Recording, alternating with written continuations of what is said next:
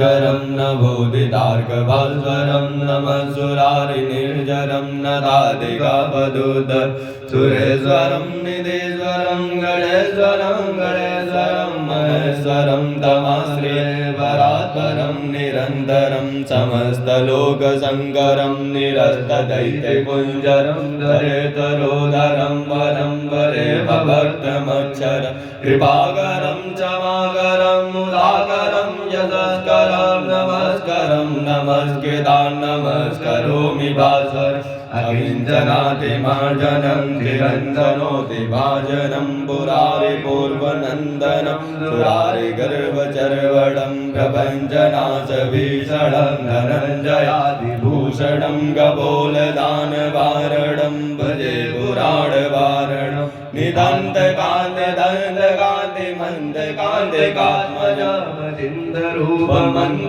निदान्तकान्तिदन्तकान्तिकात्मजामचिन्तरूपमन्तहीनमन्तराय कृन्दनं हृदन्तरे निरन्तरं वदन्तमेव योगिनां तमेकदन्तमेव तं विचिन्तयामि सन्ततं महागणेश पञ्चरत्नमादरेण योन्वा